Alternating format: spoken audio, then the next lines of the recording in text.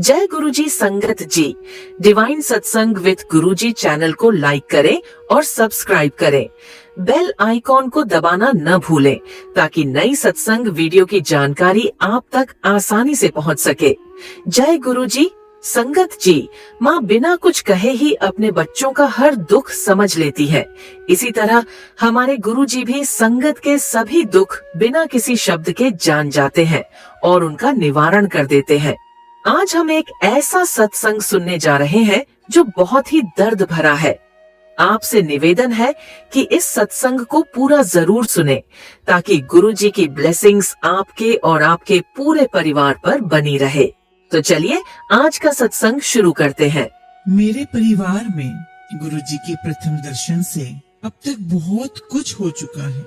उससे पहले मेरे जीवन में अभूतपूर्व अशांति थी।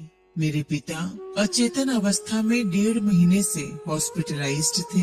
स्वयं डॉक्टर होने के कारण जो समस्याएं उत्पन्न हो सकती थी मुझे उनका पूरा आभास था।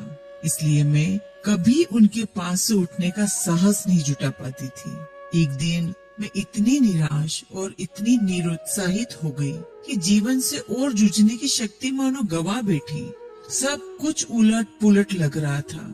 आर्थिक स्थिति पूरी तरह डामाडोल हो चुकी थी और पिता को हर पल जीवित रखने की जो चेष्टा थी वो और कठिन लग रही थी। मेरे भाई बहन सब प्रयास कर रहे थे पर किसी का भी प्रयास सफल नहीं हो रहा था। मैं पूरी तरह निराश हो गई थी।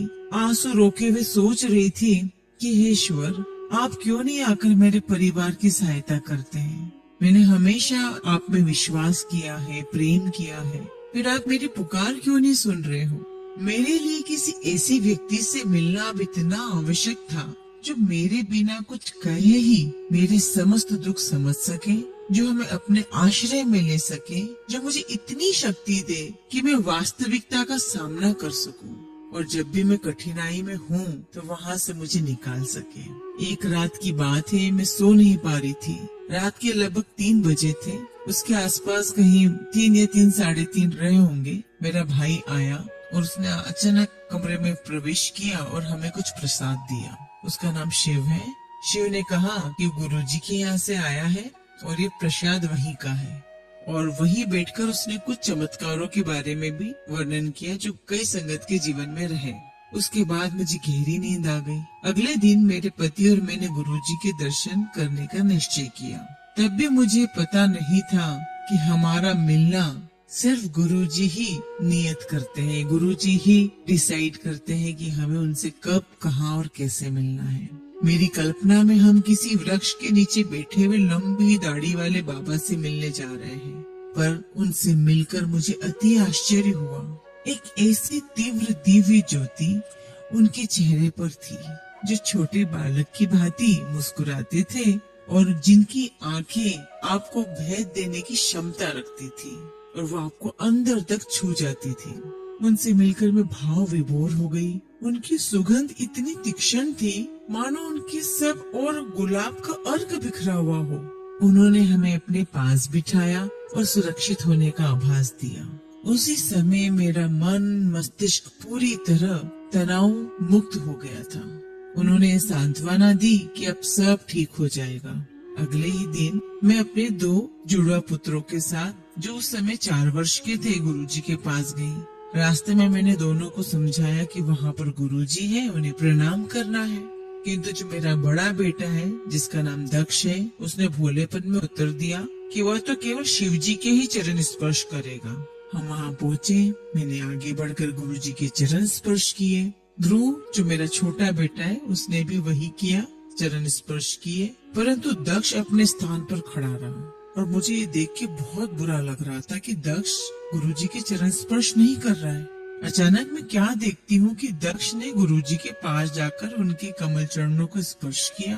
बाद में मैंने उसे चिढ़ाते हुए पूछा कि बताओ तुमने अब चरण स्पर्श क्यों किए। उसने अपने भोलेपन से उत्तर दिया कि उसने तो शिव जी के चरणों को स्पर्श किया था। इस प्रकार सबको परोक्ष में रखते हुए गुरुजी ने दक्ष को अपने वास्तविक दर्शन करा दिए थे। उसके बाद हमारी परिस्थितियां संगत जी सुधरने लगी। गुरुजी के आशीष से मेरे पिताजी के उपचार के लिए सभी ओर से सहायता आने लगी। और तो और मेरे पति को भी अपना मनपसंद कार्य मिल गया था। संगत जी, एक ऐसा ही सत्संग और मैं आपसे शेयर करना चाहती हूँ। वर्ष 2000 में दक्ष को अपच के साथ ज्वर और वजन घटने की शिकायत होने लगी। उसके शरीर में गांठें होने लगी थी। डॉक्टर्स ने उसे एंटीबायोटिक्स के साथ ठीक करने की बहुत कोशिश की। सोमवार को हम उसे सर गंगाराम चिकित्सालय में लेके गए। वहाँ हम वरिष्ठ डॉक्टर से मिले, टेस्ट करवाए और मुझे अंदर ही अंदर डर लग रहा था, क्योंकि ये सारे लक्षण मुझे कैंसर के लग रहे थे। डॉक्टर्स के रूम की ओर जाते हुए मैं गुरुजी के स्वरूप को अपनी ओर जकड़े हुए थी और मन ही मन गुरुजी से प्रार्थना कर रही थी, आग्रह कर रही थी। मुझे पता था कि गुरुजी चाहे तो दक्ष को एक क्षण में ठीक कर सकते हैं। कमरे में जाते ही हमें गुरुजी के होने का एहसास हुआ। हमें लगा कि चारों ओर गुलाब की खुशबू बिखरी हुई है। मुझे याद था कि यदि उन्हें सत्य मन से स्मरण किया जाए तो तुरंत सहायता के लिए आते हैं। वो गुलाब के पुष्पों की महक वहाँ उनके गुरुजी के होने का संदेश था। डॉक्टर्स ने दक्ष का टेस्ट कराया और बड़ी ही निराशाजनक रूप से मुझे देखा। उनके अनुसार दक्ष का स्प्लीन और लीवर दोनों बढ़ गए थे। साइज बढ़ गया था उनका, जो असाध्यता की ओर संकेत दे रहे थे। डॉक्टर्स ने भी मुझे उसके उन अंगों को स्पर्श करवाया ताकि मुझे एहसास हो सके कि उसके अंदर के ऑर्गन कितने खराब हो गए हैं।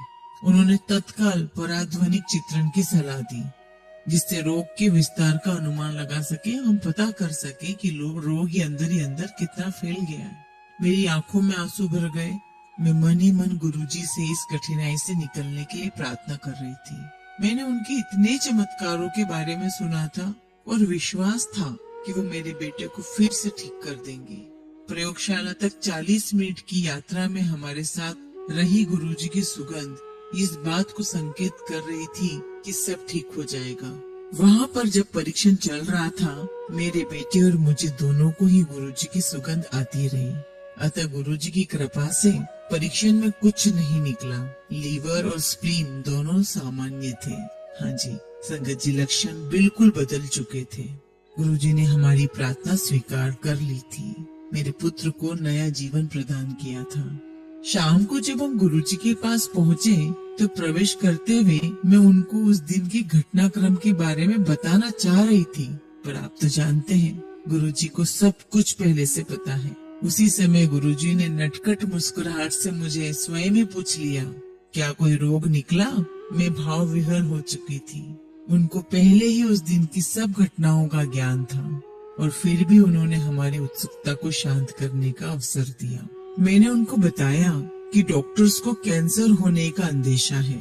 मेरी आंखों से आंसू निकलने ही वाले थे कि उन्होंने कहा कि चिंता नहीं करूं, मेरे पुत्र को कुछ नहीं होगा। मैंने उनसे क्वेश्चन किया, प्रश्न किया, क्या आगे भी मुझे परीक्षण करवाना जरूरी है?